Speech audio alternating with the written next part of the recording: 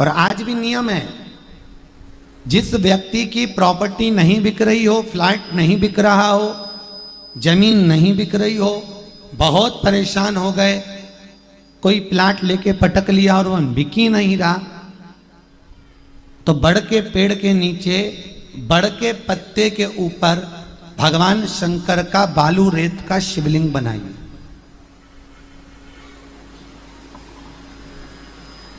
और बालू रेत का शिवलिंग बनाकर उस पर दही 5 चम्मच चढ़ा दीजिए। क्या चढ़ाना है? केवल दही, ना चंदन चढ़ाना है, ना अक्षत चढ़ाना। एक घी का और एक सरसों के तेल का दीप वही शिवलिंग के सामने लगा दीजिए और दही चढ़ाकर नमन कर कर भगवान वटकेश्वर महादेव का पूजन कर कर बाबा से विनती करो, हे बाबा हमारा वो प्लाट, हमारी वो जमीन शीघ्र बिके। विनती कर कर उसी में से थोड़ा सा दही उठा लीजिए, उसको कटोरी में रख लीजिए, वही दही ले जाकर उस प्लाट में, उस फ्लैट में, उस मकान में डाल दीजिए और वटकेश्वर महादेव के उस शिवलिंग को ले जाकर विसर्जन कर दीजिए बहते हुए पानी में। मात्र 3 से 3.5 महीने में जो जमीन, जो प्लाट, जो फ्लैट बेचना है वो बिक जाता है। वटकेश्वर महादेव का इतना प्रमाण कहा गया है। वटकेश्वर महादेव, ये वही वटकेश्वर महादेव, वटकेश्वर महादेव, ये वही वटकेश्वर महादेव का प्रमाण वर्णित किया। कहते हैं अगर हमारी दुकान नहीं चलती है, धंधा पानी नहीं चलता, व्यापार नहीं चलता, तो उसके लिए वटकेश्वर महादेव का पूजन किया जाता है। सही व्यापार ना हो, लक्ष्मी कमा नहीं रहे हो, बहुत मेहनत कर रहे हैं, फल 1 रुपया नहीं मिल रहा, अथक प्रयास किया जाए और अगर फल नहीं है तो वटकेश्वर महादेव का पूजन करिए। उसके लिए भी कहा, पर उसके लिए हमारे यहाँ वर्णन किया गया, बड़ के पत्ते के ऊपर पीपल का पत्ता रखना पड़ता है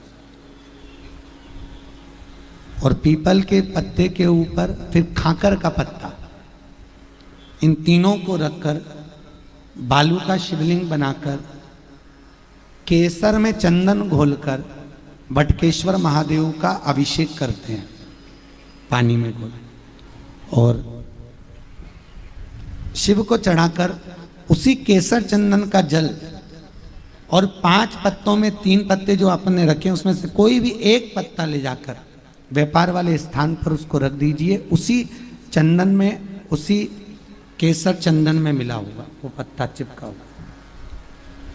आपको केवल आपने आज रखा, आपको कल से अंतर मालूम पड़ जाएगा व्यापार कैसा बढ़ता है। अपने आप उसमें सुख का अनुभव होता है, आप अपने आप उसमें सुख की अनुभूति होती है, फल की प्राप्ति होती है। इसको वटकेश्वर महादेव की पूजन कही गई, वटकेश्वर। आगे फिर कथा में सुंदर वर्णन किया गया बाबा भोलेनाथ जी की कथा का।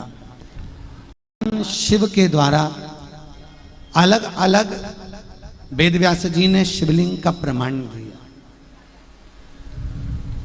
घर में मूर्ति, शिवलिंग, जिस भगवान की हम पूजन करते हैं वो भगवान, वो ठाकुर का स्वरूप कितना बड़ा होना चाहिए।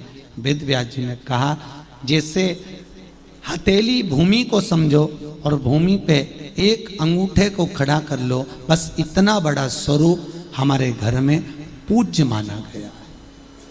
कितना बड़ा? अपने हाथ पर, हथेली पर अंगूठे को रखेंगे, बस इतना बड़ा स्वरूप की पूजन हमारे घर में होना चाहिए। अधिक बड़ा शिवलिंग, अधिक बड़ी कोई मूर्ति घर में ना हो। क्यों? जितनी बड़ी घर में मूर्त होती है उतनी उसको सेव्य की जरूरत पड़ती है, सेवा की उतनी ज़्यादा जरूरत उस मूर्ति को पड़ती है, उतनी ज़्यादा उसको सेवा करना पड़ती है। आप जितना जितना बढ़ाओगे मूर्त को, उतना उतना सेवा उसमें देना पड़ेगी। हाँ, एक बात का याद रखिए, घर में कभी भी मूर्ति को पोली नहीं रखी। मूर्ति अंदर से पोली होगी तो घर को पोला कर देगी। चाहे वो ठाकुर जी की मूर्त हो, चाहे वो राम जी की मूर्त हो, चाहे वो कृष्ण की मूर्त हो, चाहे वो शिवलिंग हो, चाहे कुलदेवी की मूर्त हो, आदि आदि जितनी भी मूर्ति हम लोग बनाते हैं, उस मूर्त को पोला ना रखा जाए। मूर्ति अंदर से ठोस होना चाहिए, और मूर्त जितनी ठोस होगी उतना घर को भी बुलंद, उतना ठोस बना देगी लक्ष्मी से, उतना सुख देगी। और जिसके घर की मूर्ति पोली होती है उसके यहाँ लक्ष्मी टिकती कभी नहीं है, आएगी और जाएगी, लक्ष्मी कभी टिक नहीं सकती। कई लोग कहते हैं महाराज जी शिवलिंग क्या घर में रख सकते हैं? बिल्कुल रख सकते हैं। कहते हैं जितना घर में रोग बीमारी दुख तकलीफ जो आती है, सबसे पहले अगर वो प्रामाणिकता में प्रवेश करती है तो दो जगह पर उस रोग बीमारी को झेला जाता है। एक घर के दरवाजे पर तुलसी के क्यारे पर, और दूसरा घर में जो शिवलिंग होता है उसके ऊपर। ये दो जगह पर रोग बीमारी तकलीफ झेली जाती है, दो जगह पर। इसकी आवाज बढ़ाइए, इसकी रोग बीमारी दुख दर्द, इसको वहां झेला जाता है, सुख की अनुभूति हो।